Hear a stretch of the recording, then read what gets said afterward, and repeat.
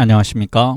황 작가의 책 읽기 오신 것을 환영합니다. 우리는 이종찬 회고록 숲은 고요하지 않다 8장을 읽고 있습니다. 네, 8장의 제목은요, 미니의 전당과 51% 주의라고 되어 있는데요, 그 두 번째 읽기를 시작하겠습니다.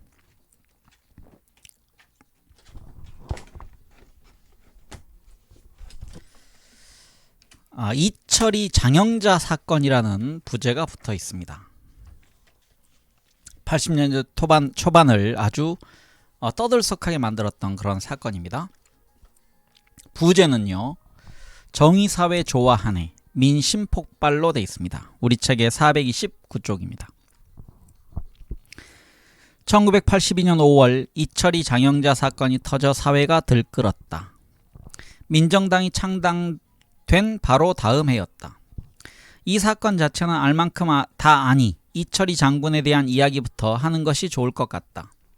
이 장군은 내가 중앙정보부에 몸담고 있을 때 상관이었다. 군에서 HID 계통 정보통으로 잔뼈가 굵었기 때문인지 그는 누구도 믿지 않았으며 대단히 엄격하고 빈틈을 보이지 않았다. 참고로 여기서 HID는 국군보안사령부, 지금은 군안보지원사령부의 전신에 해당합니다. 한마디로 특이한 성격의 무서운 상관이었다. 그의 휘하에서 국장 여러 명이 스트레스로 쓰러졌다. 그래도 나는 기죽지 않고 그에게 정보 공작 이론으로 맞서 이 의의를 제기하기도 했다. 그것이 오히려 신임을 얻게 된 계기였던 것 같다. 그는 과장들 가운데 나를 특별히 신임했다.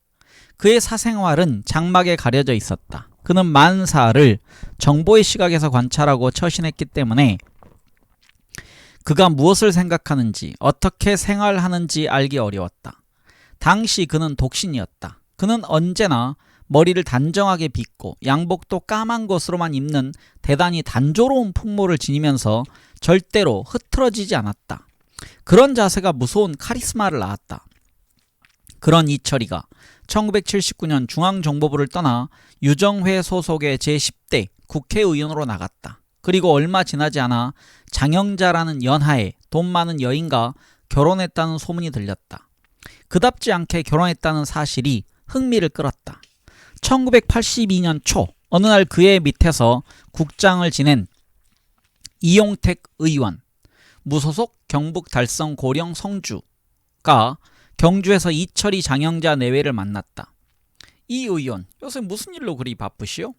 이철이가 웃으면서 이용택에게 물었다. 예, 제가 국회 일외에 제2차 세계대전 때 태평양에서 희생된 우리 동포들의 영혼을 달래기 위해 전몰 진원비 세우는 일로 뛰어다니고 있습니다. 아, 좋은 일 하시는군요. 그는 이용택이 하는 위령 사업을 칭찬하면서 옆에 있던 부인 장영자에게 말했다. 여보, 이 의원이 좋은 일을 한다는데 좀 도와주시오. 이 말이 떨어지자마자 장영자는 핸드백에서 수표를 한 장 꺼내 급히 봉투를 만들어 전달했다. 이용택이 집에 돌아와 확인해보니 1,000만 원이었다. 당시 사립대학 등록금이 50만 원이 채 안 될 때였으니 요즘 돈으로 치면 1억이 넘는 거금이었다. 그는 즉각 전화를 돌려 이철이를 찾았다. 장군님, 너무 많이 주신 것 같습니다. 혹시 수표를 잘못 주시지 않았나 확인하기 위해 전화드렸습니다. 아, 뭘 그 정도 갖고 그러시오. 그냥 쓰시오. 이용택은 감사도 못해 황홀했다. 그러나 너무 큰 돈이어서 다시 반납했다고 한다. 하지만 이 말은 삽시간에 퍼졌다. 전직 중앙정보부 직원들이 너도 나도 온갖 이유를 붙여 이철이 장군을 찾아갔다. 그러나 나는 성의가 부족해서가 아니라 사실 그 무렵 원내 총무로 눈코 뜰 새 없이 바빴다. 그래서 그에게 예를 갖추지 못했다. 아마 나도 찾아가서 인사라도 했으면 금일봉을 하사했을 것이다. 그러면 왕년의 상관이 호의로 준 돈을 사절하지 않았을 것이다. 그랬다면 나중에 어떤 곤욕을 당했을지 생각만 해도 아찔하다. 장영자는 그렇게 자금을 동원할 능력을 갖추고 있었다. 그녀는 기업인들에게 자금을 대주고 차용증 대신 견질 어음을 받았다. 견질 어음이란 시장에서 할인하거나 거래되는 어음이 아니라 금고에 보관해 두었다가 자금이 상환되면 다시 채무자에게 돌려주는 일종의 채무 보증 어음이다. 그런데 그녀는 이를 다시 시장에서 할인해 돈을 만들었다. 지금 생각하면 일종의 파생 상품을 만든 것이었다. 시장에 어음을 돌려 할인받은 돈으로 다시 기업에 자금을 대주고 견질 어음을 또 받는다. 그 어음을 다시 할인해 또 돌린다. 이렇게 자금을 순환시키면 기하급수적으로 자금이 늘어난다. 그렇지만 어떤 시점에 그 자금 사슬에 들어간 기업이 사업이 안 되어 제대로 갚지 못하면 연쇄 반응이 일어난다. 이철이 장영자 사건은 그래서 터진 것이었다. 그 사슬에서 돈을 얻어 쓴 기업들이 모두 하루아침에 부도가 나게 되었다. 이런 어음사기 사건이 장영자라는 정체를 알 수 없는 여인의 손에서 요리되었다. 그 배경에는 중앙정보부 차장과 국회의원을 지낸 남편 이철이 장군이 있었다. 그리고 그녀의 형부는 이규광 장군, 즉 전두환 대통령의 처삼촌이었다. 누구도 이런 배경을 가진 인물이 사기 어음을 돌리리라고는 생각하지 않았다. 여기에 홀려 많은 기업이 걸려들었다. 특히 자금이 항상 급했던 건설 회사들에는 장영자가 빌려준 돈이 가뭄의 단비나 마찬가지였다. 그런 건설회사 가운데 하나가 공영토건이었다. 공영토건을 경영하는 오너는 당시 막강했던 권정달 민정당 사무총장과 가까운 친구였다. 사건이 터지자 이규광과 권정달이 배후에 있다고 도화각 언론에 대문짝만하게 보도되었다. 그것이 진실이든 아니든 관계없었다. 그런 보도의 뒤편에는 너희가 정의사회를 부르짖었지? 그래서 몇 푼 안 되는 돗자리 사건에서 그처럼 난리를 쳤지? 어디 맛 좀 봐라 하는 보복성 심리가 숨어 있었다. 청와대와 민정당은 언론으로부터 연일 강탈을 당했다. 청와대는 사건 전모가 밝혀지기도 전에 법무부의 요청에 그의 집을 압수수색하는 과정에서 튀어나온 상당액의 달러와 엔화를 걸어 5월 7일 이철이 장영자 두 사람을 외국환 관리법 위반으로 구속했다. 타오르는 분노의 불길은 그 정도로 진정되지 않았다.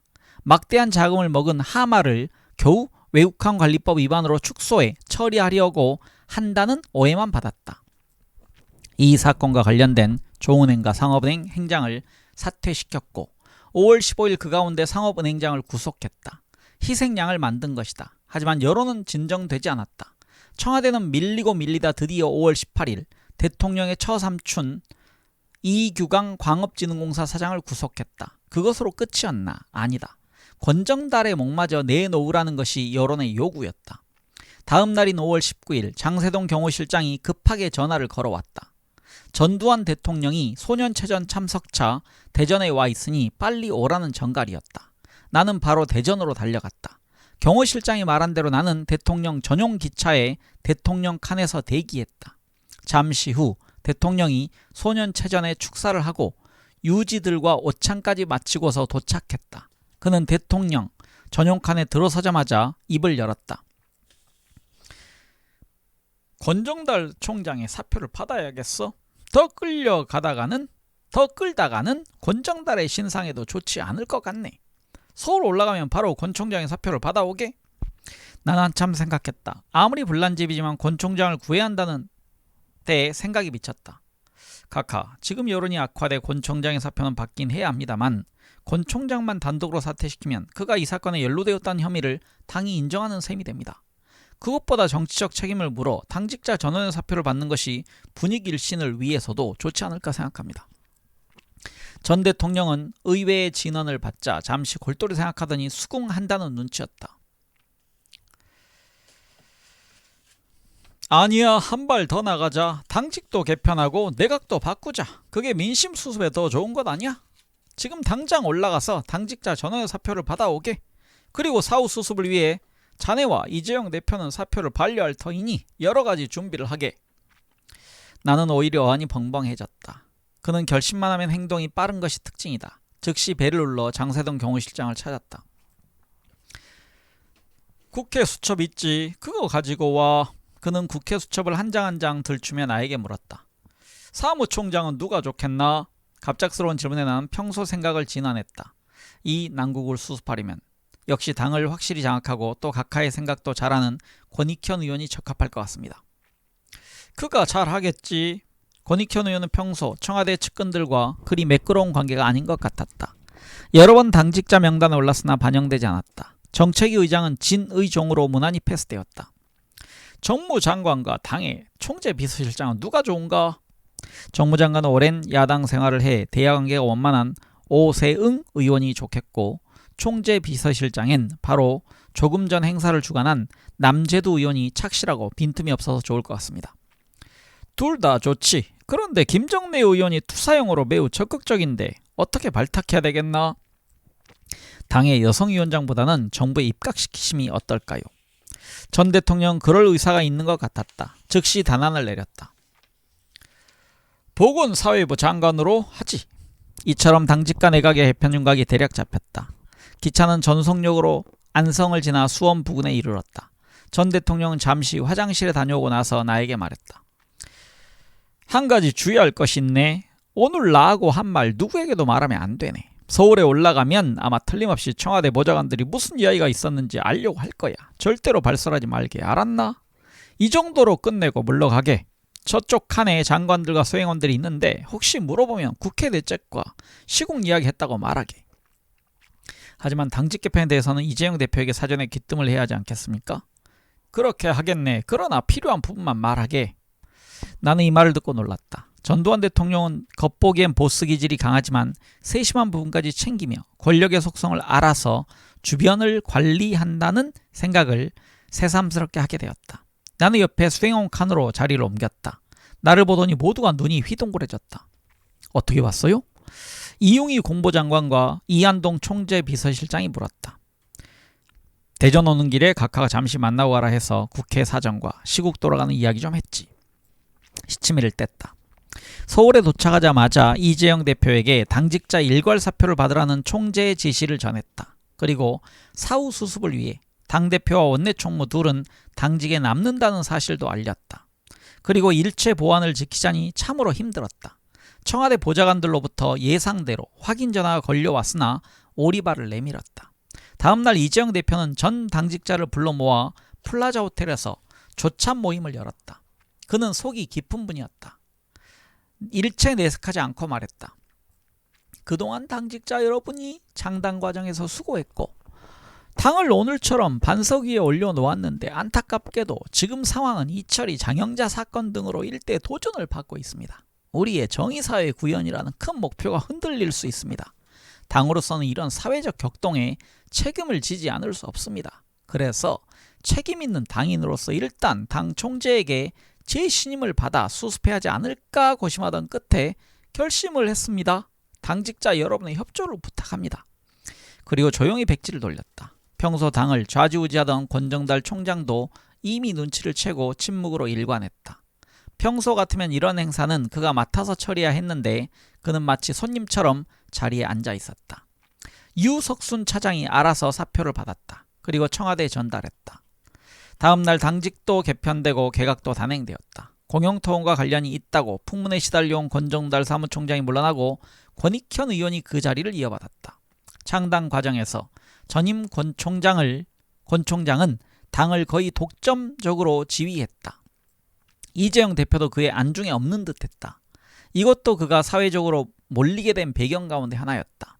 그는 내가 보기에 남을 배려할 만한 여유가 없는 듯했다. 이철이 장영자 사건에 관련 있든 없든 그는 이미 우리 사회 여론 형성층 인사들의 눈밖에 나 있지 않았나 하는 것이 내 생각이었다. 장관 11명이 새로 임명된 개각은 대체로 호평을 받았다. 특히 김정래 장관의 경우는 여성을 발탁했다는 점에서 신선감을 주었고, 오세응을 정무장관으로 임명한 것은 전국의 소용돌이 속에 야당을 위한 배려라는 점에서 후한 점수를 받았다. 개각과 더불어 대통령의 친인척 문제를 일소하기 위해 전 대통령은 평통자문회의 사무차장으로 있던 자신의 동서 김상국까지 사퇴시켰다. 모든 오해를 일소한다는 의지의 표시였다. 이런 극약 처방에 가까운 조치를 내렸어도 민정당이 입은 피해는 컸다. 언론으로부터 보기 좋게 한 방 먹었다. 민정당의 창당 이념 중 가장 두드러진 것은 아무래도 정의사회 구현일 것이다. 당명도 그렇게 장명하지 않았는가? 그것은 과거 공화당 정권이 내걸었던 조국 근대화나 민족 중흥과 같이 민정당의 중점 사업이라고 이해할 수 있다. 이런 거창한 구호가 무색하게 되었다는 것이었다. 시중에는 정의사회 좋아하네 라는 노골적인 반발도 생겼다. 왜 이처럼 정의사회가 비난의 대상이 되었을까? 민정당이 이런 정의사회라는 목표를 단순히 청탁 배경이나 의식개혁 같은 표면적인 운동을 통해 이룰 수 있다고 단세포적으로 본 것이 잘못이었다. 정의사회란 더욱 광범위하고 심층적인 과제였다. 얼마 전 하버드 대학의 마이클 샌델 교수가 쓴 정의란 무엇인가라는 책이 한국에서 공전의 인기를 모은 일이 있다. 저자가 한국에 와서 강연을 하는 기회도 여러 차례 있었다. 샌델 교수는 많은 한국인이 내가 내 책을 읽었다는 사실에 놀랐다 라며 자신의 저서가 정치 철학서로서 매우 난삽하고 읽기에 부담스러운데도 베스트셀러가 된 것을 보니 한국의 정의에 대한 배고픔과 갈망이 있는 것 같다 라고 말했다. 그가 말하는 정의는 좀 더 근본적이고 다양했다. 분배의 정의, 공동체를 이루는 정의, 법치의 정의 등등. 하지만 이 한 가지 귀착점이 있었다. 경제가 발전해 인간의 삶이 물질적으로 풍요로워지더라도 윤리적인 가치가 우위를 점하는 민주주의의 길은 늘 남아있다는 것이었다. 아무리 물질적으로 풍요해도 사회가 사막처럼 삭막하고 가진 자와 못 가진 자, 지배자와 피지배자의 관계가 심화되는 사회는 오래 유지되기 어렵다. 기득권층, 유리한 위치에 서는 계층이 먼저 자각해야 한다는 것은 샌델이 아니어도 오래전부터 강조되어 온 사실이다. 나는 거기에 한마디 덧붙이고 싶다. 우리에게는 더욱 근본적인 부담과 한계가 있다. 우리 사회가 역사적으로 아직 실현기에 있고 노블리스 오블리주가 자리 잡지 못하고 있는 데 따른 국민의 잠재적 불만이 크다는 점이다. 1982년 전두환 대통령과 민정당이 바로 그 덫에 걸려 있었다. 네, 다음 소제목은요. 아웅산 테러입니다. 그 나라에는 도대체 왜 갔을까? 라는 부제가 있습니다. 1983년 10월 8일 전두환 대통령은 미얀마, 인도, 스리랑카, 호주, 뉴질랜드, 브루나이 등 6개국 공식 방문을 위해 출국했다. 그날 김포항에는 산부 요인과 여야 국회의원이 나와 출영했다. 순방 수행단에는 심상호 민정당 총재비서실장도 끼어 있었다. 그는 성격이 활달하고 유머 감각이 넘쳐 흘렀다. 그래서 그의 주변엔 항상 동료 의원들이 많이 모여들었다. 그는 광주 출신이어서 평소 고재청 민한당 총무와도 가까웠다. 형님 뭐 타러 나왔을까? 여비 주려고? 아니 이 사람아, 어제 우편으로 붙였는데 못 받았나? 선물이나 사갖고 와. 고 총무도 재치있게 받아 넘겼다. 우리는 서로 웃으며 잘 다녀오라고 덕담을 나누고 헤어졌다. 그것이 마지막이 될 줄이야. 다음날 현홍주 안기부 차장이 전화로 양권의 비보를 알렸다. 사람의 운명은 참으로 알 수 없는 것이다. 전두환 대통령의 미얀마 첫 행사는 아웅산 국립묘지에 참배하는 것이었다. 박문국 외무장관이 안내차 전 대통령에게 오는 길에 차가 고장이 나서 약 5분 늦었다. 아웅산 묘지에는 수행원들이 먼저 도착해 도열해 있었다. 그때 북한의 테러 분자들이 참배 행사가 시작된 것으로 오판하고 천정에 설치한 폭탄을 발파했다. 수행원 가운데 17명과 미얀마 관료 4명이 현장에서 즉사했고 무려 48명이 부상당한 대참사였다. 전 대통령은 현장에 도착하기 직전이었다. 무전으로 상황을 보고받은 미얀마 경호원들은 급히 전 대통령의 차를 돌렸다. 실로 간발의 차이로 한국의 국가원수가 암살을 모면했던 것이다.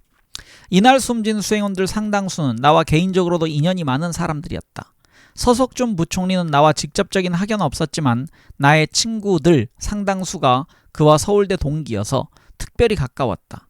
한병춘 청와대 비서실장은 함태영 부통령의 손자로 나의 고교 선배였다. 나에게 항상 많은 지혜를 주어서 존경했다. 그는 주장이 뚜렷하면서도 경우가 바른 양반 스타일이었다. 이범석 외무부 장관은 내가 서울 종로에 출마를 권유했던 유능한 분이었다. 김동희 상공부 장관은 외무부 경제차관보와 차관을 거쳐 나와 수시로 업무 협조를 하던 사이였다. 서상철 동력자원부 장관은 고려대 교수 시절부터 내가 좋아하는 후배인 서상목 박사의 친형이었다. 이기욱 재무부 차관은 나의 친구로서 국회 재무위 전문위원으로 있다가 국회 배려 케이스로 재무차관으로 영전했다. 원래 강경식 장관이 공식 수행원이었는데 대형 은행 부정 사건의 사후 수습을 위해 그 대신 갔다가 변을 당했다. 그리고 우리가 공항에서 웃으며 작별한 심상우 총재 비서실장? 또 한 사람이 있다. 김재익 청와대 경제수석 비서관. 그는 많은 업적과 함께 여러 가지 숙제도 남긴 채 저 세상으로 가고 말았다. 가장 아까운 인재였다.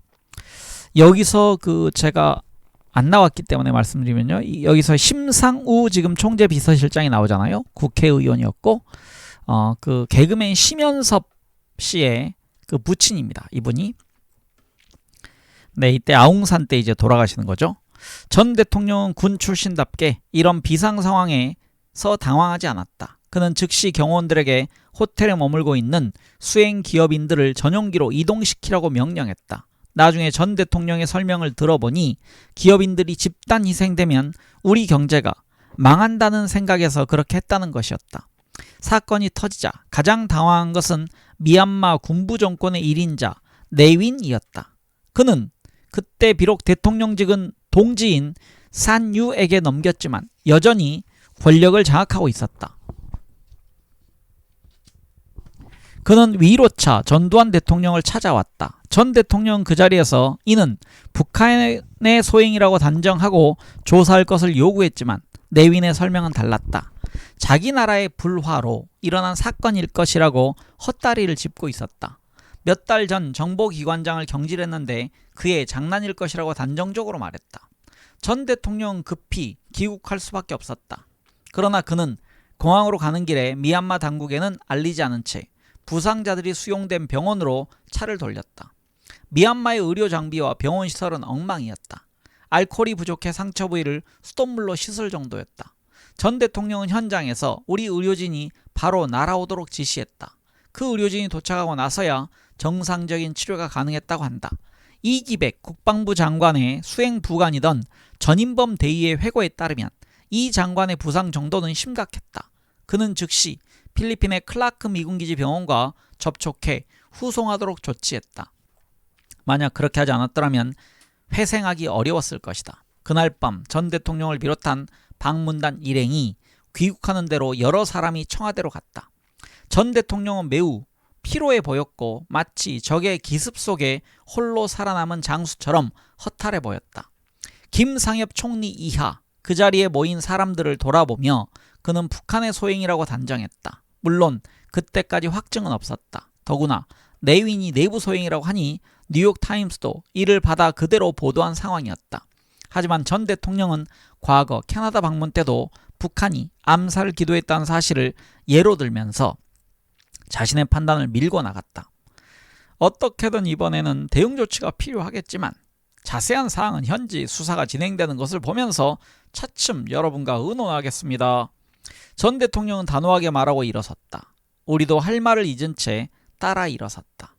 나는 곰곰이 따져봤다. 첫째, 왜 미얀마를 방문국에 넣었는지 석연치 않았다. 미얀마는 남북한 모두와 외교관계를 수립하고 있지만 중국의 영향으로 북한 측에 경사되어 있었다.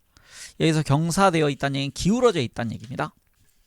그 나라는 외국과의 관계가 소원해 북한과 비슷하게 고립된 미얀마식 사회주의 국가였다. 그렇다고 우리와 경제적인 협력관계가 걸려있지도 않았다.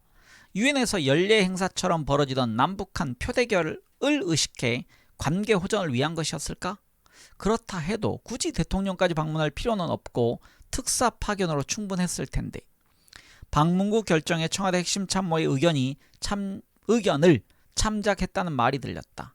미얀마식 국가운영 체제를 참고하기 위한 것이었다는 이야기다.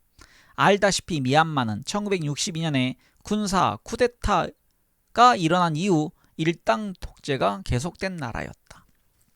정당이라고는 사회주의 개혁당 하나만 있을 뿐이었다. 그나마 정당은 껍데기뿐이고 내윈을 수반으로 하는 군사위원회가 배후에서 권력을 행사했다. 당시 대통령직을 승계한 산유도 거치장에 불과하고 실제로는 내윈이 당 의장으로 조종하고 있었다. 여기서 산유는 사람 이름입니다. 이런 특이한 정치 체제를 전 대통령이 직접 확인하기 위해 미얀마를 방문국에 포함시켰다는 설명이 가장 유력하다. 전 대통령의 미얀마 도착 성명에도 국가 발전을 성취한 과정에서 체득한 귀중한 경험과 지혜를 같이 나눔으로써 라고 간접적이나마 그런 취지가 나타나 있었다.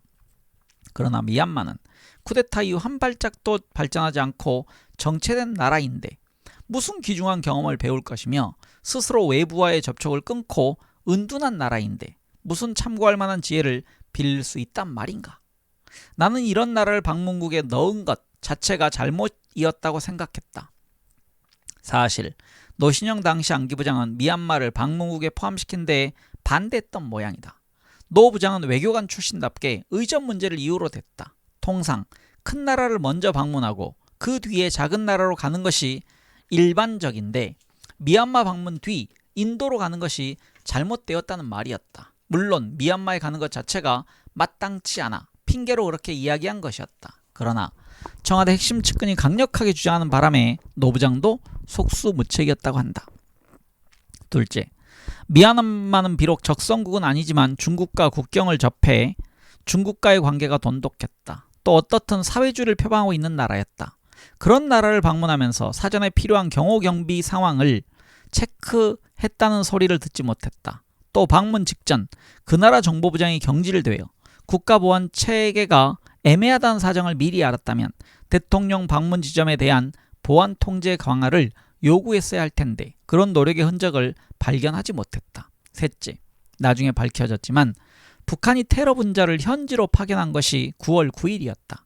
그들은 이미 전 대통령의 방문 일정을 사전에 파악하고 있었고 9월 말 도착을 목표로 테러 분자 일당이 승선한 애국 동고노가 옹진항을 출발했다. 그렇다면 우리의 경호 보안은 이미 허점이 드러났다는 이야기다. 북측은 전두환 대통령의 순방 일정을 마치 내비게이션 보듯 훤히 들여다보고 있었던 것이다. 그뿐인가? 테러범 일당을 싣고 왔다는 북측의 건설자재 운반선 애국동고노는 9월 16일에 입항 허가를 받았고 9월 17일 양곤항 슐레자리 6 부두에 접안했다.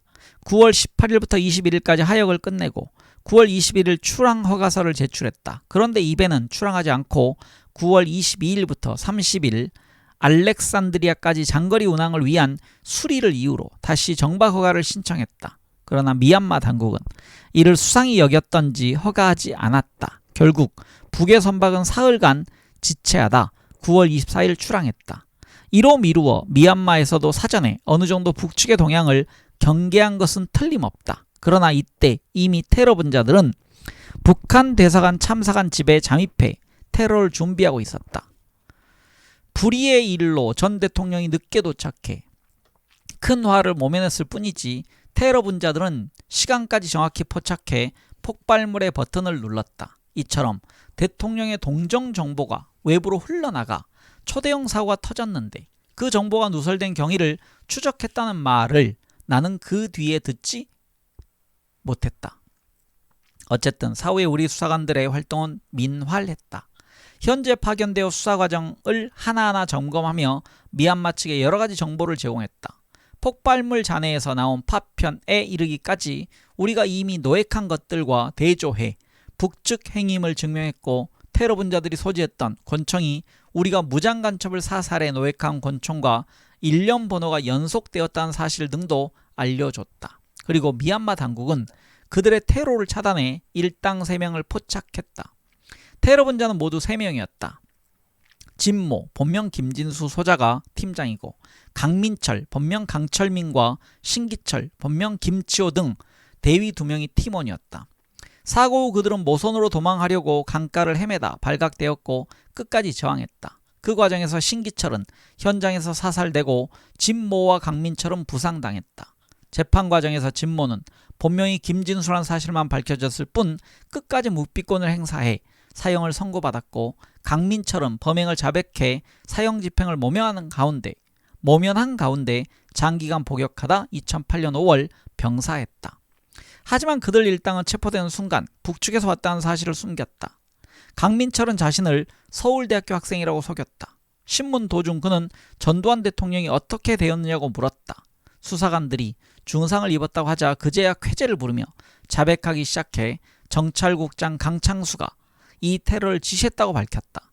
강창수는 한국 전쟁 때 전사한 북한군 총참모장 강건의 아들이었다. 그들은 양곤항에 도착해 북한 대사관 전창희 참사관 내외의 안내를 받아 그 집 별채 2층에서 폭발물을 조립했고 사전에 아웅산 묘소를 정찰했으며 사건 전날 폭발물을 설치한 뒤 밖에서 잠을 잤다고 했다.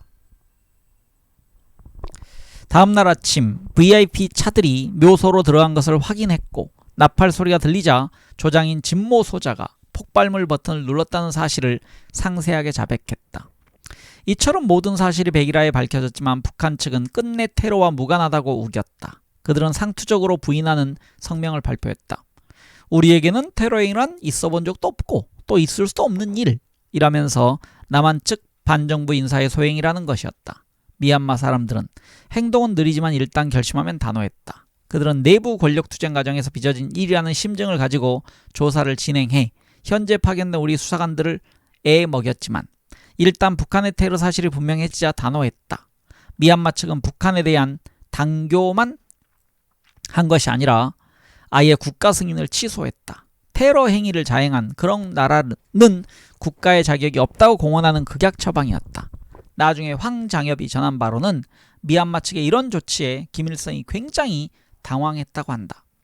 1998년 내가 국정원장으로 재직할 때 라종일 차장이 미얀마 정보부의 초청으로 그 나라를 방문하는 길에 형무소에 수감 중인 강민철을 면담한 적이 있었다. 아마 이것이 우리 측 인사로 그를 처음 만난 일이었을 것이다. 그때 이미 그는 오랫동안 모국어를 사용하지 못해 한국말이 어눌했다. 그 대신 미얀마어가 유창했고 서툰 영어로도 의사소통이 가능했다고 한다. 그는 남북 어느 쪽도 가고 싶은 생각이 없고 15년 동안 형무소 생활에 적응돼 별로 불편함을 느끼지 않고 있다라고 말했다. 제가 잠깐 언급하면요. 여기 나종일 차장이란 분은 나중에 이제 지금 국정원의 차장도 했고 나중에 주일대사, 주영대사를 합니다. 그리고 케임브리지에서 박사학위를 받았기 때문에 영어를 아주 잘하시는 분입니다. 김대중 대통령의 케임브리지 방문을 주선했던 주로 기획했던 그런 분입니다.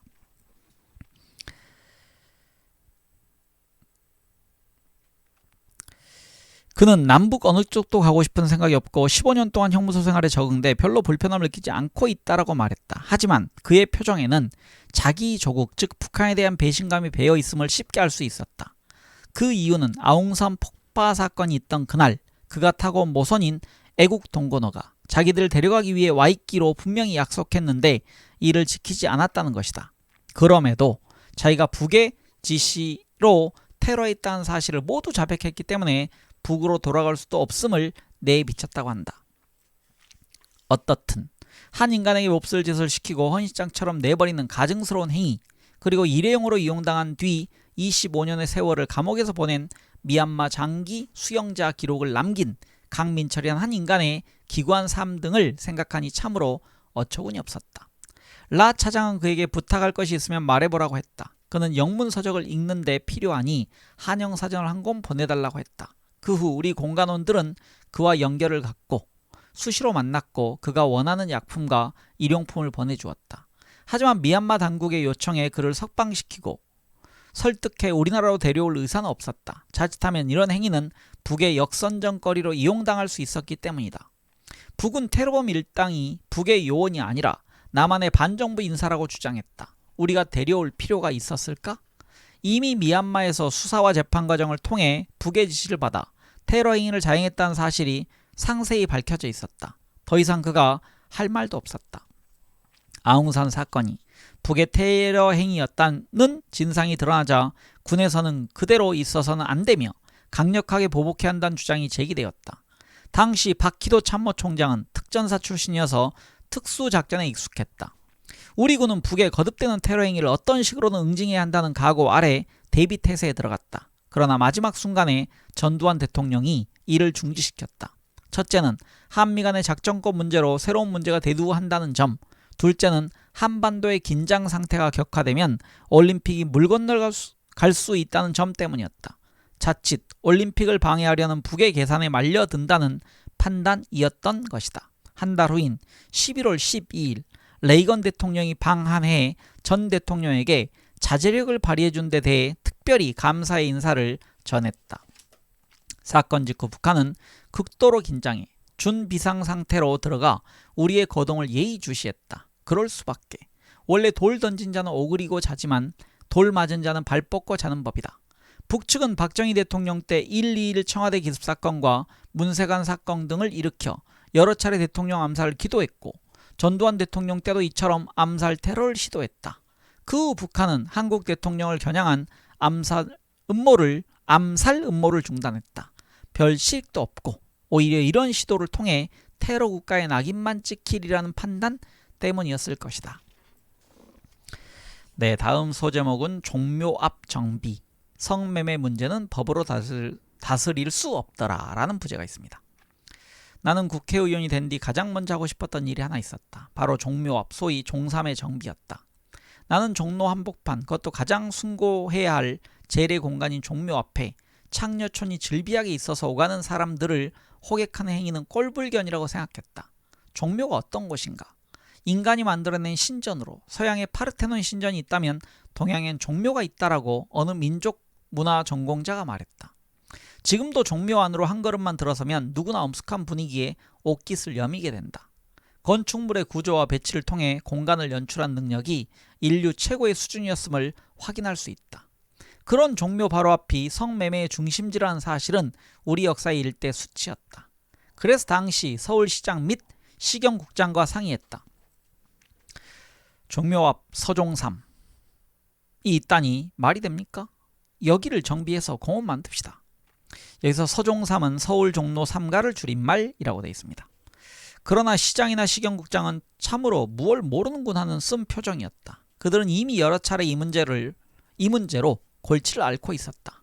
그래서 나의 말에 선뜻 호응하지 않았다. 종로 3, 4가의 창녀촌은 한국전쟁 전에 이미 자리 잡기 시작했다. 전란을 겪으면서 생활고에 시달린 여성들의 수가 급증했고 자기 몸이라도 팔아야 입에 풀칠할 수 있는 상황에 내몰린 여성들이 이곳을 찾기 시작했다. 결국 이곳은 전국에서 가장 큰 집창촌이 되었다. 그 범위는 한때 종로 3가에서 시작해서 종로 4가 일대, 낙원동, 봉익동, 훈정동, 인의동, 와룡동, 묘동, 권농동을 포함해 원남동까지 뻗쳤다. 창녀들의 수만 해도 약 1,500명, 거기에 포주, 호객꾼까지 합치면 적어도 2,000명 이상의 유관 종사자들이 들끓었다. 나는 육사에 다닐 때 친구들과 함께 봉익동에 가는, 다시 읽겠습니다. 봉익동에 사는 김기용 군의 집을 찾아간 적이 있다. 그때 짓궂은 친구 박윤배 군이 일부러 종삼 뒷골목을 지나가도록 길을 잡았다. 문 앞에 나와 있던 짙은 화장의 아가씨들이 내 팔을 붙잡고 놀다 가란다. 사관학교 교복을 입은 나는 소스라치게 놀랐다. 이런 나의 모습을 보고 친구들은 깔깔거리며 웃었다. 그러던 내가 종로 지역의 국회의원이 되었으니 이곳을 정비해야겠다고 생각한 것도 무리가 아니었다. 하지만 종삼을 정비하겠다는 생각을 나만 한 것은 아니었다. 이미 1968년 김현옥 시장 때 이른바 나비작전이라는 이름으로 이 사창가를 일제히 정리한 적이 있었다. 그러나 그때뿐이었다. 율락녀들은 일시적으로 숨었다가 다시 옛집으로 돌아왔다. 김현옥 시장 시절로부터 10여 년이 지난 1980년대 초반 종로 3, 4가는 여전히 공공연한 성매매의 현장이었다. 여기서 나오는 김현옥 시장은 그 와우 아파트를 지었던 사람으로 불도저 시장이란 별명을 가지고 있습니다. 그런 실패 사례들을 알고 있던 나는 이번에 아예 종삼을 공원화해 율락녀들이 다시 돌아오지 못하게 만들겠다는 생각이었다. 서울시의 도시계획을 독촉했고 그 결과 종로 4가 종묘 앞 한옥들에 대한 철거가 단행되었다. 그랬더니 이 지역 주민들이 자치위원회를 구성해 저항하기 시작했다. 노인들은 관운동 중앙당사로 찾아와 연자 시위를 벌였고 부녀자들은 예장동 우리집으로 찾아와 항의했다. 이런 저항은 좀처럼 수그러들지 않았다. 심한 경우에는 율락녀들을 앞세운 시위대가 오물을 담은 비닐 주머니를 우리 집에 던져 넣어 집 전체가 똥 냄새로 몇 날 며칠을 고생한 적도 있다. 하지만 이런 어떤 시도도 나의 고집을 꺾지 못했다. 끝내 종묘 앞의 집들은 모두 헐리고 공원조성 공사가 시작되었다. 그곳에 있던 율락녀들은 경찰의 힘을 빌려 집단 수용 당한 뒤 미장, 임이용, 양재, 봉제 등 다양한 기술을 가르쳤다. 그들에게는 월급도 주고 안정된 생활환경도 만들어주었다. 마침내 종묘공원이 조성되었다. 그 자리에 나무도 심고 지하주차장도 설치해 서울의 또 하나의 명소로 만들었다. 아마 당시 50 정권 시절은 정부의 힘이 도처에 미치는 시기였기 때문에 이런 강제적인 조치가 가능했던 것 같다. 하지만 이처럼 의욕에 찬 나의 계획은 지나치게 순진한 것이었고 처음부터 방향을 크게 잘못 잡은 것이었다. 나의 노력으로 종삼이라는 눈에 보이는 집창초는 없어졌을지 몰라도 성매매 자체는 결코 없어지지 않았다. 이를 계기로 직업훈련을 받은 여성들이 이제 서울 시내 주택가로 숨어들었다. 태폐 이발관이 생기고 변태 안마실소가 독버섯처럼 자라났다. 종삼을 없앴다는 만족감에 내가 사로잡혀 있을 때 서울 시내 주택가 곳곳에서 많은 남성이 이발을 하면서 안마를 받으면서 특별한 서비스를 받았다. 그들은 만족감을 얻었을지 모르지만 주택가의 주부들은 더 큰 고민거리를 떠안은 결과가 되고 말았다. 나는 그제야 깨달았다. 런던 한복판에 청소년 출입이 통제되는 피카딜리 서커스라는 적색지대가 있고 프랑크푸르트의 중심가 카이저 슈트라세의 홍등가와 성인용품이 버젓이 자리잡고 있으며 숭고해야 할 암스테르담 왕궁의 담장 바로 옆에서 율랑녀들이 쇼윈도에 걸쳐 앉아 호객하는 데에는 다 이유가 있었던 것이다. 성매매는 인류의 가장 오래된 직업이라고 하지 않는가. 로마 시대에는 약 25,000명의 매춘부들이 거리를 휩쓸고 다녔으며 화산으로 매몰되었다 발굴된 고대 도시 폼페이에서도 매춘부의 집이 발견되었다고 한다. 영국의 엘리자베스 1세 여왕은 이들을 붙잡아 머리를 깎고 마차에 태워 거리를 돌게 해 망신을 주었다. 폭군 헨리 8세는 더 가혹했다. 이들의 얼굴을 인두로 지져 공공연히 매춘부임을 표시했다. 하지만 귀족들은 별도의 밀실을 만들어 창녀들을 불러들여 즐기곤 했다. 인간의 역사가 시작된 이후 매춘은 끝난 일이 없었다. 이런 현상을 인위적으로 행정적으로 막으려 해봤자 성공할 수 없다는 사실을 나는 솔직히 그때 전혀 생각하지 못했다. 이는 일시적으로 중단되는 것 같지만 더 음성화되고 지화화해 오히려 질병을 만연시키고 청소년들을 은연중 물들이는 법이다. 이보다는 이들의 영역을 일정 지역에 한정하는 것이 오히려 효과적이지 않을까 생각하게 되었다. 그러나 이런 말도 공개적으로는 하기 어려웠다. 마치 인권유린의 공창제도를 권장하는 것처럼 들릴 수 있기 때문이었다. 하지만 네덜란드에서는 성매매녀들을 떳떳하게 보호한다. 그들은 성매매를 단속하지 않고 자유방임한다. 단속해봤자 소용없다는 사실을 일찍이 깨달은 것 같다. 오히려 영업허가를 받도록 하고 당사자들에게 일정한 세금 납부와 보험 가입 그리고 정기적인 진료를 의무화했다. 성매매 여성들이 늙거나 병들면 국가가 세금과 보험으로 그들을 보호하기까지 한다. 종묘 앞에 서종삼을 없앤 뒤에도 청량리 588이라든지 영등포역과 용산역 앞 등에는 여전히 변칙 성매매업소가 판을 쳤고 경찰이 단속하며 한때 잠잠했다가 다시 성행하고 심지어 경찰과 짜고 업소를 경외하는 곳까지 생긴 것을 우리는 각종 보도를 통해 잘 알고 있다. 바른 소리 잘하기로 이름난 강준만은 얼마 전 이렇게 말했다. 그는 시행 8년이 지났지만 성매매 특별법은 실패적으로 보는 게 옳을 것 같다 면서 그렇게 보는 이유를 성매매 근절 이후의 대책이 없다는 데에서 찾았다. 성매매 특별법에 절대적으로 지지를 보냈던 사람들이 성매매 여성의 생계 문제를 포함한 대책 마련에 계속 분투했느냐가 이 문제를 평가하는 중요한 잣대라고 꼬집었다. 그뿐 아니라 성매매를 금지하다 보니 문제가 엉뚱하게 분출하는 돌발 사고가 여기저기서 벌어지고 있다. 방어력이 없는 어린이에 대한 성폭행이 가장 대표적인 사례다. 이를 고발하는 글이 가슴을 때린다. 한국은 우리나라가 아닙니다. 8살의 성폭행을 당해 8시간 동안 수술을 받고도 회복 불가능한 몸을 갖게 된 나영이의 나라도 아니고 4살부터 친아버지와 오빠에게 2년 가까이 성폭행을 당한 지혜의 나라도 아닙니다. 등굣길의 어린이를 강간하고 증거를 없애기 위해 아이의 장기까지 훼손한 조두순의 나라입니다. 네, 이 내용은 한국은 매춘공화국, 성매매 특별법은 실패작, 한국일보 2012년 4월 6일자 기사입니다. 그리고 김홍숙의 개인 칼럼 조두순의 나라 중에서 발췌한 내용입니다. 이런 인류에 반하는 악질적 범죄가 일어나는 것을 막는 길은 무엇일까? 법의 형량을 높이고 경찰의 단속을 강화하면 근절될까? 그렇게 하면 약간 도움이 되긴 할 것이다. 하지만 범죄자의 충동을 막아내기에는 역부족이다. 교육 수준을 높이고 도덕심을 함양하도록 캠페인을 벌여서 될까? 이는 요원한 일이다. 어떤 이상적인 사회에서도 그 사회의 구성을 모두 착한 사람으로 만들었다는 기록은 아직 없다. 동서 고금을 막론하고 성문제에서 항상 양지에선 근엄, 음지에선 개걸이라는 이중성이 지배하고 있다. IMF 총재를 지낸 스트로스 칸이 뉴욕에 있는 호텔에서 성추문을 일으킨 일을 잘 보여준다. 그러므로 성매매 특별법과 같은 근본주의적 처방으로는 성의 사회적 이중성을 해소할 수가 없다.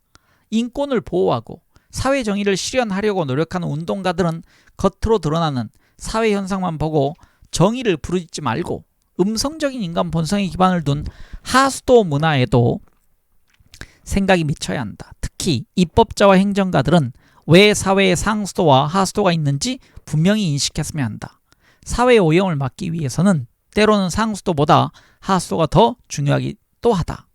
내가 이런 소박한 진리를 깨우치기까지는 상당히 긴 시간과 시행착오가 필요했다. 네, 이상으로 8번째 장의 두 번째 부분을 읽었습니다. 다음 시간에는 이 1권의 마지막 부분 제8장 민의의 전당과 51% 주의의 마지막 부분을 읽어가겠습니다. 네, 함께 독서해 주신 많은 분들 편하고 행복한 하루 보내시기 바랍니다. 네, 저는 황 작가였습니다. 감사합니다.